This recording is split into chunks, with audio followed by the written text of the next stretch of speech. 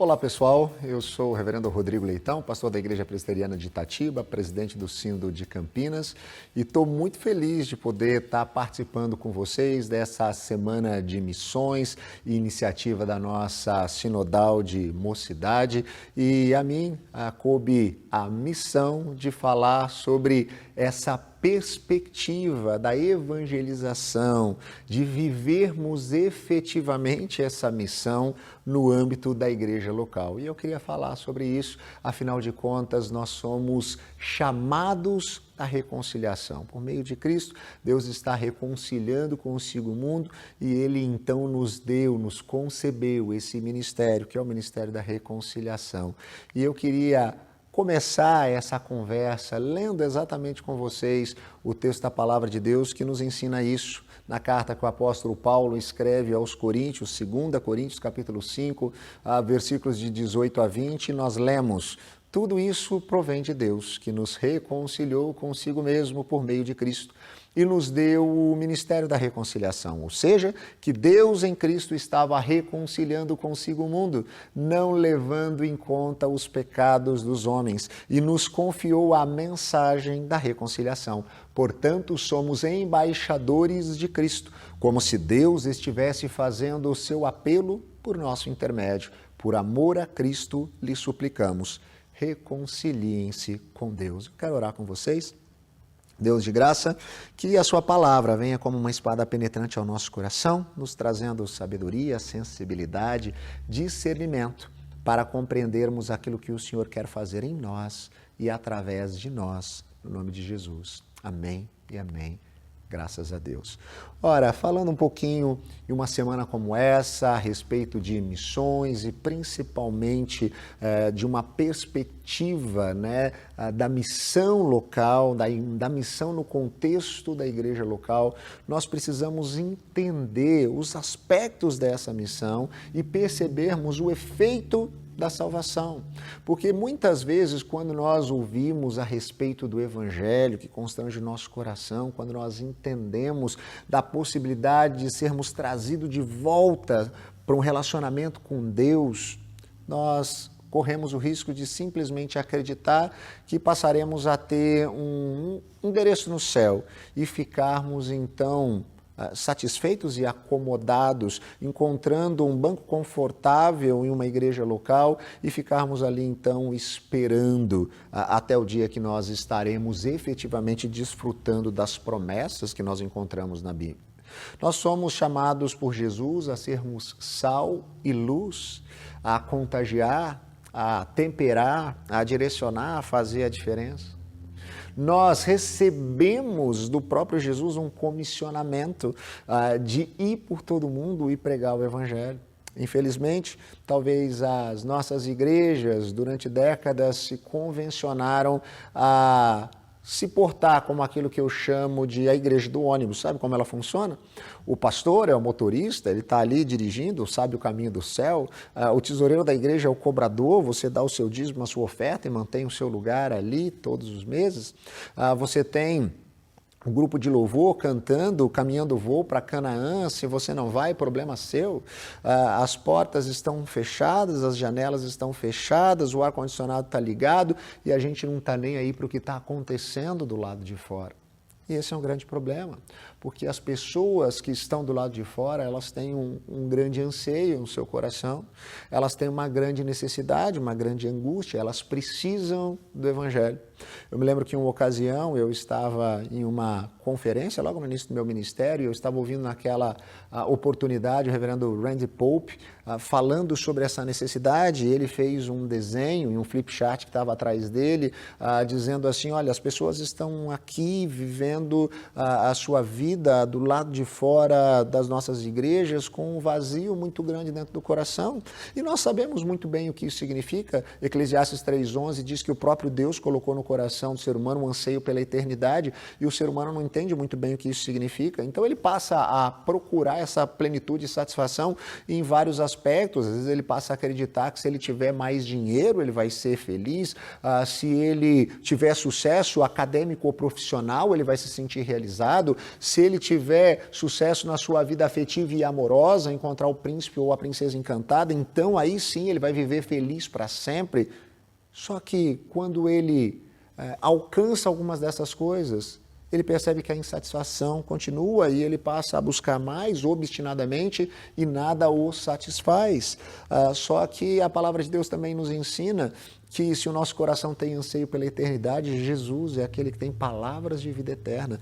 Quando nós nos deparamos com a cruz, quando nós ouvimos a mensagem do Evangelho, a nossa vida passa a ter significado e isso transforma todas as esferas da nossa existência. A grande questão é que o Evangelho é algo simples, exatamente para alcançar os corações mais simples. E então nós muitas vezes nos acomodamos e nos acostumamos com ele e ele passa a ser só o Evangelho.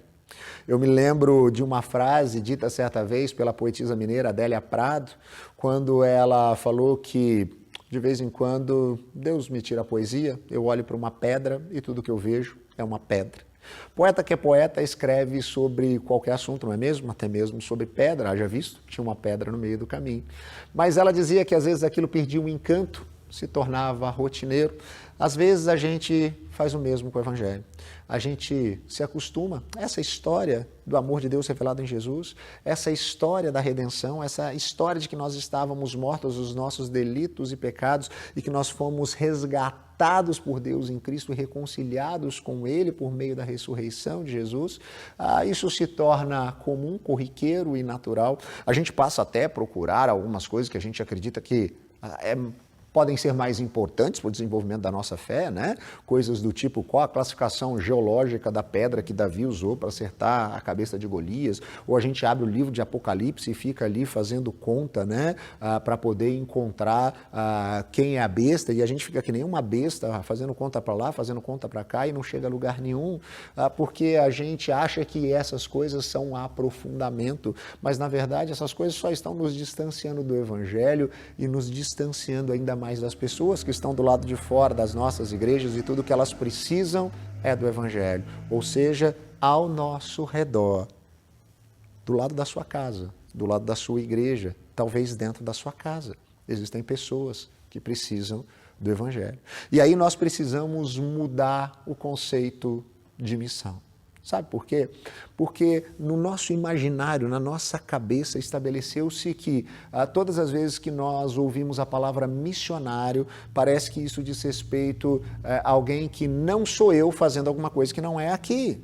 Porque nós pensamos em missão somente para os outros e longe da gente. A missão é quando nós encontramos alguém ali entre os indígenas, ou alguém que foi para a África, ou foi para algum país distante, onde é fechado e tem barreiras contra o Evangelho.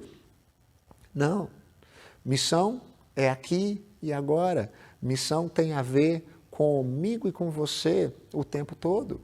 Nós precisamos mudar esses paradigmas. Outro paradigma que a gente precisa mudar diz respeito à compreensão do Evangelho, porque durante muito tempo se pensou o Evangelho a partir principalmente do conceito a ser apresentado, então a uma mente racional se pregava um conceito racional que fizesse sentido de maneira cartesiana e cobrávamos um imediatismo. Então, muitas dessas metodologias de evangelização passam por você parar na frente da pessoa, apresentar algumas leis espirituais e ficar aguardando até que a pessoa diga, ok, então eu aceito a Jesus.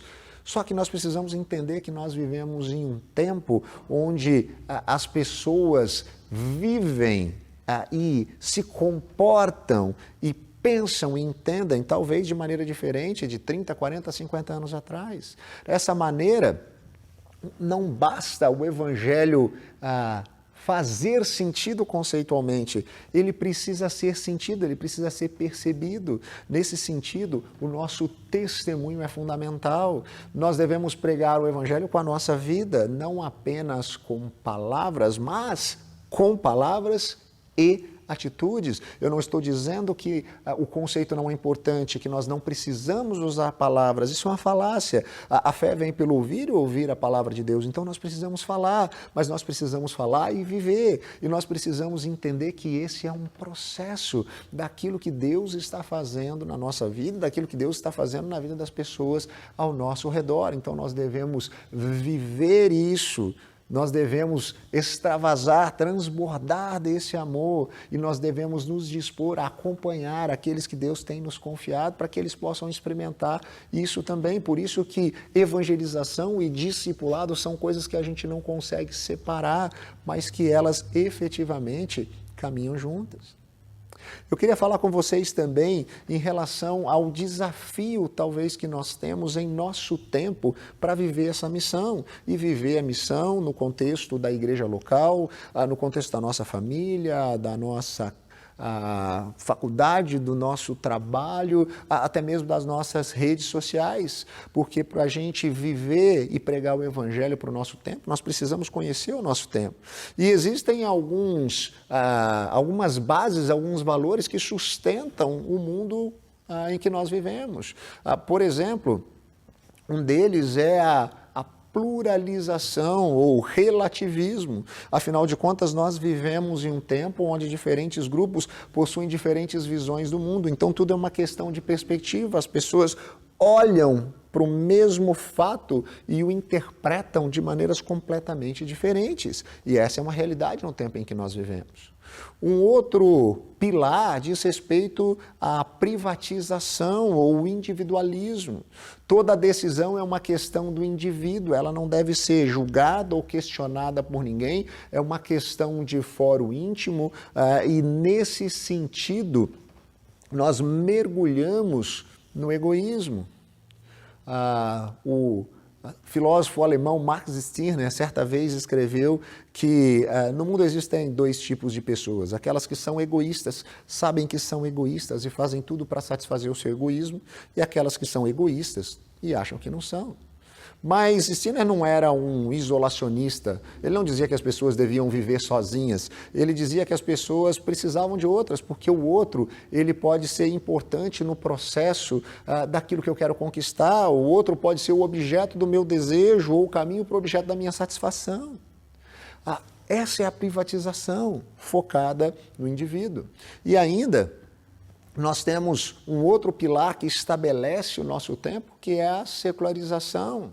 Ou, como você deve ter aprendido nas suas aulas de história, né, o antropocentrismo, o ser humano no centro, como referência e foco de todas as coisas. Ele como ser social buscando o seu desenvolvimento e o seu bem-estar. Por isso que talvez uma das coisas que eu mais ouço quando estou aí aconselhando pessoas que com certeza vão tomar decisões complicadas que vão afetar todas as pessoas ao seu redor e aquilo vai magoar muita gente, mas a pessoa diz, mas eu tenho o direito de ser feliz, porque ela está no foco e no centro de todas as coisas. E esse é um aspecto interessante, porque nesse mundo em que nós vivemos, o que acontece? Ora, quando nós olhamos para a pluralização, para a privatização e para a secularização, a pluralização, o relativismo, não é que eles tiram a verdade da vida e ela deixa de existir. Não, a gente vive na era da pós-verdade. Ela é colocada num cantinho, tudo é relativizado. A privatização, essa questão do individualismo, não é que ele pega o outro e coloca para fora da vida, ele coloca o outro no cantinho, na hora que precisar eu vou usá-lo e vou fazer uso dele para minha satisfação. E é exatamente a mesma coisa que a secularização faz com Deus. Deus, ele não é mais o centro da nossa existência, mas ele permanece firme aqui, sendo usado quando necessário. Então ele se transformou no gênio da lâmpada. Na hora que a gente precisa, a gente simplesmente esfrega, ele aparece e realiza os nossos desejos. E isso faz com que a gente tenha uma perspectiva de espiritualidade ao nosso redor disfuncional. E isso afeta até mesmo o lado de dentro das nossas igrejas. Por quê? Porque as pessoas, elas estão vivendo as suas vidas de maneira departamentalizada, como se fossem caixinhas diferentes umas das outras. Elas até pensam na caixinha da sua espiritualidade, né? E elas buscam desenvolver a espiritualidade. Esse fato de que nós vivemos um mundo com crescente ateísmo, o ateísmo na perspectiva científica que nós vimos em outras décadas, ele não existe no nosso tempo. As pessoas não negam a existência do transcendente e do sobrenatural como elas faziam. Elas simplesmente têm interpretado de maneira diferente. Talvez elas tenham dificuldade com o Deus cristão, talvez elas tenham dificuldade com a instituição igreja, mas em busca de algum tipo de espiritualidade, elas sempre estão, seja a espiritualidade dos cristais, seja a espiritualidade dos legumes. Afinal de contas, essa ideia de chá desintoxicante para melhorar, né, a sua áurea e a sua alma tem um viés altamente espiritualizado, sobrenatural, transcendente. As pessoas estão buscando isso. E elas então passam a cuidar e trabalhar dessa caixinha. O grande problema é que essa caixinha ela é completamente independente de outras. E aí você pode encontrar até dentro das nossas igrejas pessoas vivendo essa perspectiva. Afinal de contas, você tem uma jovem que está ali aprendendo cada dia mais e estudando, e ela é professora para as crianças na escola dominical e está sempre nos estudos bíblicos, mas quando ela vai desenvolver um relacionamento, ela começa a namorar com um cara que tem uma visão completamente diferente da dela, que todo mundo sabe que é um cara tranqueira, que pensa tudo diferente no que diz respeito à vida cristã que ela pensa, mas ela diz assim, não tem problema. Essa aqui é a minha caixinha dos relacionamentos, eu estou cuidando da minha espiritualidade, não tem problema eu ter esse relacionamento. Ou você tem aquele jovem que está sempre servindo na igreja, disposto a fazer tudo, ajudando de todas as maneiras, mas quando chega sexta-feira à noite, ele passa a madrugada para o sábado consumindo pornografia na internet, e quando chega no domingo, depois de sair da igreja, ele vai para a balada colocar em prática aquilo que ele viu naqueles filmes e naqueles vídeos, e não tem problema, porque isso é o que ele está fazendo no lazer, no tempo livre dele, ele está cuidando da espiritualidade. Você tem até aquele presbítero ranzinza que fica bravo até quando alguém põe o pé em cima do banco e ele diz, oh, essa é a casa de Deus, tenha modos. Só que lá na empresa onde ele é chefe, ele só nega imposto. Ele recebe bola, ele paga propina e ele vai dizer, não, mas eu não posso, né, levar a sério esses direcionamentos, porque se eu fizer do jeito que vocês estão dizendo aí, a minha empresa vai falir. Eu estou cuidando da minha espiritualidade, mas aqui nos meus negócios as coisas são diferentes. Nós vivemos em um tempo onde as pessoas vivem essa vida departamentalizada. Qual que é a solução para isso? Ora, nós precisamos viver uma vida efetivamente de intimidade com Deus. Já intimidade com Deus, a nossa espiritualidade não é mais uma caixinha, mas ela é a razão da nossa existência. Nós devemos viver, voltando aí à perspectiva dos reformadores, uma vida corandeu, uma vida diante da face de Deus, uma vida que tudo que nós fazemos para a glória de Deus. E aí todas as esferas da nossa vida altamente serão influenciadas pela nossa fé. Então, o que a gente faz no tempo livre, o que a gente faz nos nossos negócios, como a gente lida com os nossos relacionamentos, tudo isso tem a ver com o nosso relacionamento com Deus, tem a ver com a nossa espiritualidade, tem a ver com o fato de nós termos sido resgatados e redimidos em Cristo Jesus. Mas, pastor, o que isso tem a ver com missão? Tudo, porque quando nós entendemos que não há separação, né, desse tipo de perspectiva de espiritualidade e outras coisas, nós vamos entender que missão é aquilo que nós fazemos enquanto vivemos como discípulos e discípulas de Jesus em todos os nossos relacionamentos. Eu sei, quando a gente começa a falar sobre evangelizar, algumas pessoas ficam um pouco quanto desconfortáveis, e eu constantemente ouço aqueles que dizem, pastor, não, esse negócio de evangelização é para quem tem dons nessa área, né? Os meus dons estão em outras áreas. Eu gosto muito de um missiólogo australiano chamado Michael Frost, e ele, em um de seus livros, escreveu: existem duas possibilidades. Há aqueles que têm na evangelização um dom, apresentam o evangelho com clareza, estão sempre em busca de oportunidade. Ou seja, você talvez conheça pessoas assim, aquelas que no seu conjunto de dons elas têm evangelização. Há uma pessoa que ela está na fila do supermercado, no ponto de ônibus, na fila do banco, e ela consegue em 5 minutos conduzir qualquer conversa a uma apresentação clara e genuína a respeito do evangelho, de quem Jesus é, e ela está falando de Jesus o tempo inteiro para todo mundo. Se não tem ninguém, ela fala de Jesus para o poste. Ela tem isso naturalmente. Agora, e se isso não é parte do meu conjunto de dons? Então eu estou eximido dessa responsabilidade? Ora, a missão, a grande comissão, é uma ordem, é um imperativo. Michael Frost continua dizendo: outros, então, que não têm isso dentro do seu conjunto de dons, vivem uma vida de comunhão com Deus, testemunham nas suas atitudes e se relacionam sabiamente com as pessoas. E eles esperam perguntas para que eles possam responder graciosamente com o Evangelho. Ou seja, aqueles que talvez não percebam entre os seus dons e talentos a evangelização, vivem uma vida diferenciada de intimidade com Deus, testemunhando a Deus em cada uma das suas atitudes e palavras, vivendo sabiamente na maneira como trata os pais, os filhos, o marido, a esposa, os amigos, os colegas de trabalho, como que posta coisas no Facebook, no Instagram e no Twitter, e as pessoas vão olhar para aquele comportamento e dizer: uau, por que você vive assim? Por que você age assim? Por que você posta essas coisas? E a resposta é o Evangelho.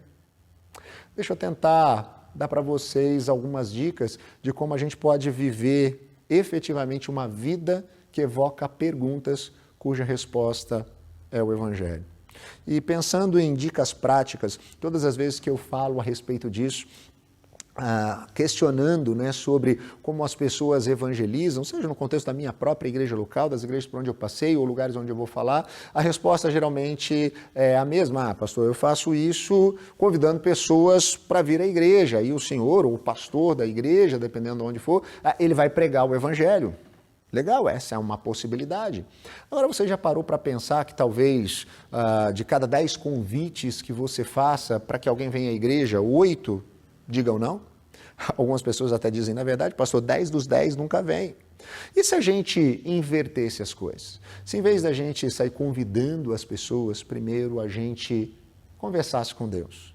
Conversasse com Deus para saber quem são aqueles eleitos que Ele quer alcançar por meio da nossa mensagem, conversando com Deus, falando a respeito dessa pessoa que Ele mesmo tem colocado no nosso coração, falando a respeito dos desafios dessa pessoa, das perspectivas, dos medos que essa pessoa tem enfrentado, orando a Deus a respeito dessa pessoa.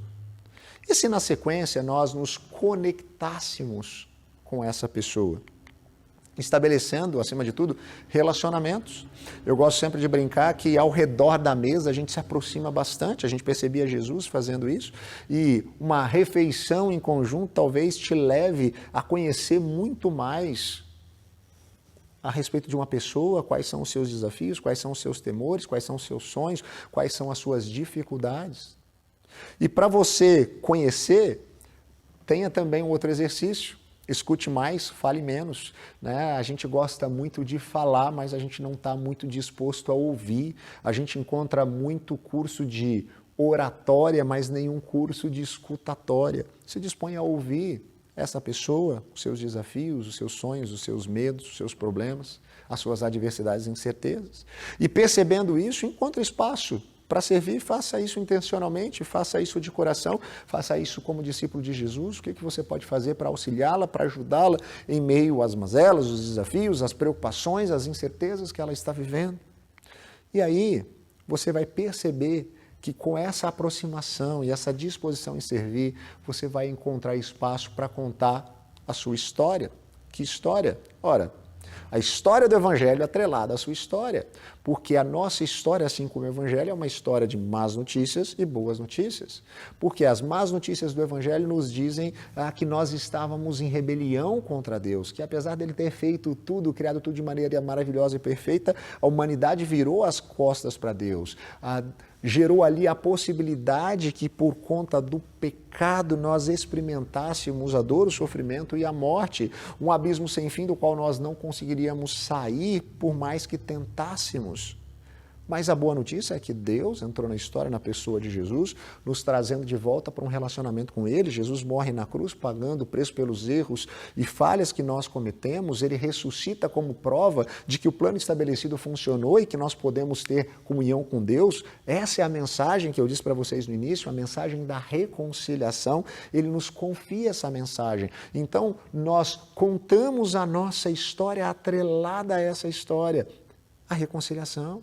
Como nós estávamos distantes de Deus e o que isso gerava na nossa vida e o que isso formou em nós e o que isso trouxe consequências para nós.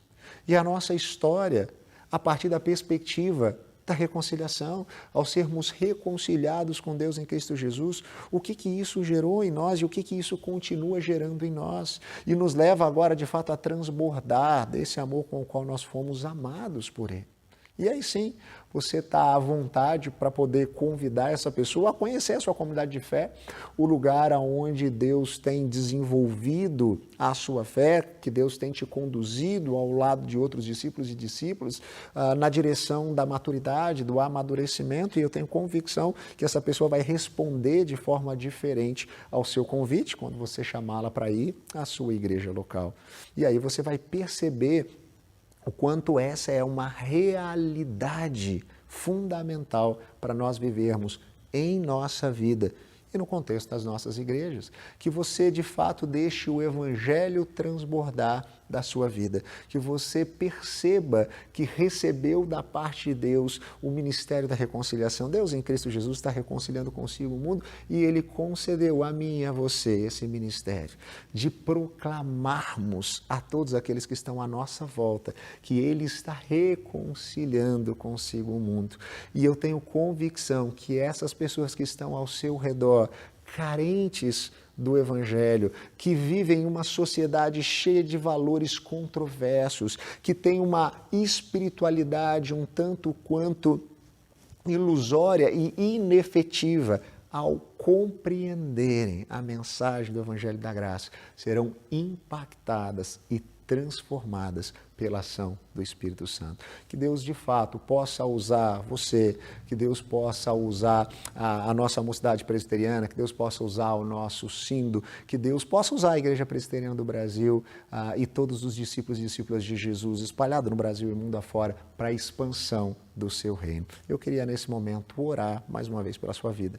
Deus de graça, muito obrigado por tão grande amor derramado na cruz, revelado em Cristo Jesus. Que o Senhor, de fato, constranja o nosso coração e nos leve a viver a sua missão, aquilo que o Senhor nos comissionou em todo o tempo, ó Pai, aonde o Senhor nos tem colocado a partir da nossa igreja local. Nós oramos assim agradecidos e no nome de Jesus. Amém, amém. Graças a Deus.